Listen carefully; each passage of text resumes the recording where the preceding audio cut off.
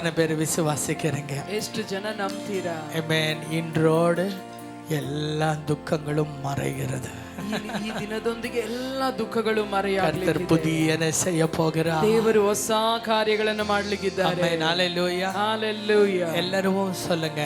ಎಲ್ಲರೂ ಹೇಳಿ, as long as I don't see what he has prepared for me, ದೇವರು ನನಗಾಗಿ ಏನೆಲ್ಲ ಸಿದ್ಧಪಡಿಸಿದಾರೋ ಎಲ್ಲಿಯವರೆಗೂ ನಾನು ಅದನ್ನು ನೋಡೋದಿಲ್ವೋ, I cannot experience that. ಅದನ್ನ ನನ್ನಿಂದ ಅನುಭವಿಸಲಿಕ್ಕೆ ಆಗೋದಿಲ್ಲ. Hallelujah. Hallelujah. Amen. He has done everything for us on the cross. ಶಿಲುಬೆಯಲ್ಲಿ ಆತ ನಮಗಾಗಿ ಎಲ್ಲವನ್ನ ಮಾಡಿ ಮುಗಿಸಿದ್ದಾನೆ. All that we need to do is to see. ನಾವು ಮಾಡಬೇಕಾಗಿರೋದೆಲ್ಲ ಬರೀ ನಾವು ಕಾಣಬೇಕಷ್ಟೇ. ಅದ ಪಾರ್ಕನೋ, ಅದನ್ನ ನೋಡಬೇಕು, அதை ருசிக்கனோ ரசிக்கனோ, ಅದನ್ನ ರುಚಿಸಬೇಕು, ಅನುಭವಿಸಬೇಕು. எவ்வளவு பேர் ஆமென் சொல்றீங்க? ಎಷ್ಟು ಜನ ಆಮೆನ್ ಅಂತೀರಾ? Hallelujah. Hallelujah. Hallelujah. Hallelujah. Amen. ಇದು ಕಷ್ಟமான வேலையா? ಇದು ಕಷ್ಟವಾದ ಕೆಲಸವಾ? கஷ்டமே இல்லங்க. ಕಷ್ಟನೇ ಇಲ್ಲ. இன்னைக்கு என்ன ஒரு பிரேயர் நாங்க பண்ண போறோம்? ಇವತ್ತು ನಾವು ಏನು ಒಂದು ಪ್ರಾರ್ಥನೆ ஆண்டவரே என் மன கண்களை திறங்கப்பா. ಅಪ್ಪ ನನ್ನ ಮನ ಕಣ್ಗಳನ್ನ ತೆರೆದು ಬಿಡಪ್ಪ. எவ்வளவோ ஜெபங்களுக்கு ஏற்கனவே ஆண்டவர் பதில் தந்திருக்கிறார். ಎಷ್ಟೋ ಪ್ರಾರ್ಥನೆಗೆ ಈಗಾಗಲೇ ದೇವರು ಉತ್ತರ ಕೊಟ್ಬಿಟ್ಟಿದ್ದಾರೆ. அதை நாங்க பார்க்காததுனால ஆண்டவரே எனக்கு தாங்கப்பா, ஆண்டவரே என் கஷ்டம் எனக்கு தெரியலையா, என் பாரம் உனக்கு தெரியலையா, உங்களுக்கு என் வேதனை புரியலையா?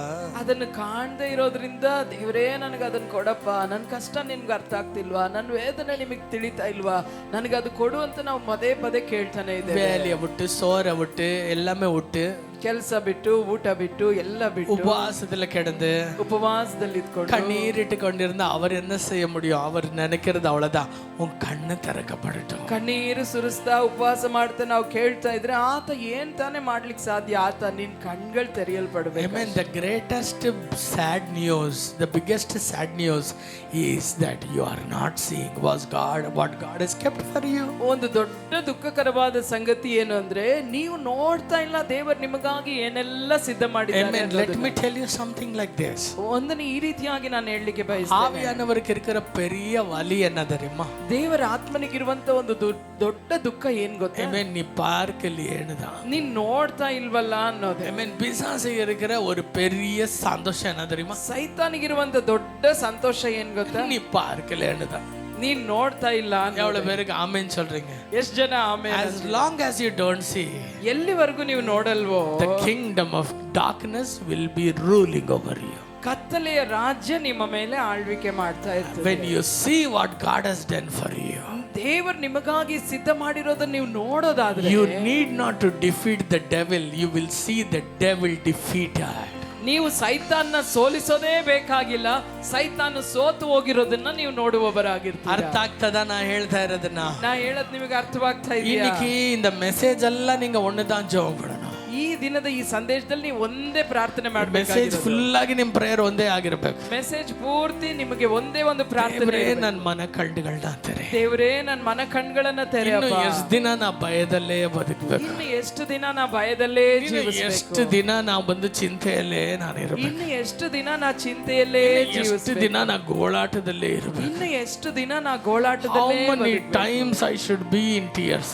ಎಷ್ಟು ದಿನಗಳು ನಾ ಕಣ್ಣೀರಿನಲ್ಲೇ ಬದುಕಬೇಕು? Lord, open my eyes. ಅಪ್ಪ ನನ್ನ ಕಣ್ಣುಗಳನ್ನ ತೆರೆಯಿ. சொல்லுங்க, வாய் திறந்து பார்க்கலாம். ಬಾಯಿ ತೆರೆದು ಹೇಳಿ ನೋಡೋಣ. Hallelujah. Hallelujah. That's why first, amen, first Corinthians says, ಅದಕ್ಕೆ 1ನೇ ಕೊರಿಂಥಿಯಲ್ಲಿ ಬರೆಯಲ್ಪಟ್ಟಿದೆ, amen, தேவன் செய்ததை எங்கள் கண்கள் பார்க்கவில்லை. ದೇವರು ಸಿದ್ಧ ಮಾಡಿರುವುದನ್ನು ನಮ್ಮ ಕಣ್ಗಳು ஞாபகம் வச்சுக்கங்க. 1 கொரிந்தியர் 2:9. 1 ಕೊರಿಂಥಿ 2:9 கண்கள் பார்க்கவில்லை, ನನ್ನ ಕಣ್ಗಳು செவிகள் கேட்கவில்லை, ನನ್ನ ಕಿವಿಗಳು ಕೇಳಲಿಲ್ಲ, இதயத்தில் தோன்றவில்லை. ನನ್ನ ಹೃದಯಕ್ಕೆ ಅದರ ಭಾವನೆಗಳು ஆனால் யாருக்கு ஆண்டவர் வெளிப்படுத்துகிறாரோ, ಆದರೆ ದೇವರು ಯಾರಿಗೆ ಅದನ್ನು ಪ್ರಕಟಪಡಿಸ್ತಾರೋ அவர்களால் அதை பார்க்க முடிகிறது. ಅವರಿಂದ ಅದನ್ನು ಕಾಣಲಿಕ್ಕೆ ಸಾಧ್ಯ. எத்தனை பேர் ஆமென் சொல்றீங்க? ಎಷ್ಟು ಜನ ಆಮೆನ್ ಅಂತೀರಾ? Turn your Bibles to 2 Kings chapter 6. ನಿಮ್ಮ ಸತ್ಯವೇದವನ್ನು 2ನೇ ಅರಸು 6ನೇ ಅಧ್ಯಾಯಕ್ಕೆ ತಿರುಗಿಸಿ. Here there is a beautiful instance where, I mean, God does beyond human power.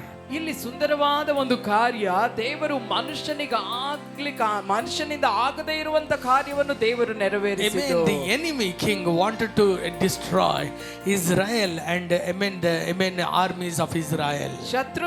ಶತ್ರು ಅರಸನು ಇಸ್ರಾಯೇಲ್ ಆರ್ಮಿಯನ್ನು, ಇಸ್ರಾಯೇಲ್ ಸೈನ್ಯವನ್ನು ಸಂಪೂರ್ಣವಾಗಿ ನಾಶ ಮಾಡಲಿಕ್ಕೆ ನೋಡ್ತಾ ಇದ್ದಾನೆ. Hallelujah. Hallelujah. If you see the 6th chapter, ನೀವು 6ನೇ ಅಧ್ಯಾಯ ಓದುವುದಾದ್ರೆ, whenever you plans, whenever he has a strategy, when he sits and plans with his army heads to attack Israel, ಯಾವಾಗೆಲ್ಲ ಶತ್ರು ರಾಜ ಅವನು ಕುಳಿತುಕೊಂಡು ತನ್ನ ಸೈನಿಕರೊಂದಿಗೆ ಯಾವ ಕುತಂತ್ರವನ್ನ ಮಾಡಿ ಹೇಗೆ ಅವರನ್ನೆಲ್ಲ ಸೋಲಿಸಬೇಕು ಅಂತ ಅವನು ಯೋಚನೆ ಮಾಡುವಾಗ, the Bible says, ಸತ್ಯವೇದ ಹೇಳ್ತದೆ, there was one man in the whole of the land of Israel. ಆ ಇಡೀ ಇಸ್ರಾಯೇಲ್ ನಲ್ಲಿ ಒಬ್ಬ ಮನುಷ್ಯ ಇದ್ದಾನೆ. He was a seer.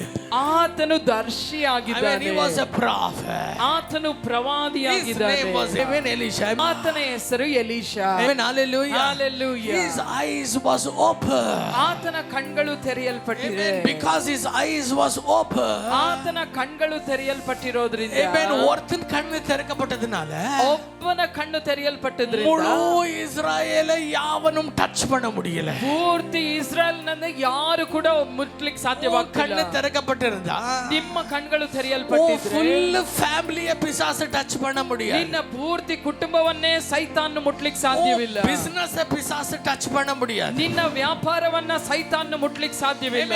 Church ಪಿಸಾಸು touch பண்ண முடியாது. ನಿನ್ನ ಸಭೆಯನ್ನು ಸೈತಾನ್ ಮುಟ್ಲಿಕ್ಕೆ ಸಾಧ್ಯವಿಲ್ಲ. ಪಟ್ಟಣத்தை உன் தேசத்தை பிசாசு டச் பண்ண முடியாது. ನಿನ್ನ ಪಟ್ಟಣವನ್ನು, ನಿನ್ನ ದೇಶವನ್ನು ಸೈತಾನ್ ಮುಟ್ಲಿಕ್ಕೆ ಸಾಧ್ಯವಿಲ್ಲ. பேர் என்னோடு சேர்ந்து விசுவாசிக்கிறீங்க? ಎಷ್ಟು ಜನ ನನ್ನೊಂದಿಗೆ ಸೇರಿ ನಂಬ್ತೀರಾ? It was not a group of people whose eyes were open. ಅಲ್ಲಿ ಗುಂಪಿನ ಜನರ ಕಣ್ಗಳು ತೆರೆಯಲ್ಪಟ್ಟಿರಲಿಲ್ಲ. It was only one man. ಒಬ್ಬನೇ ವ್ಯಕ್ತಿಯ ಕಣ್ಣು.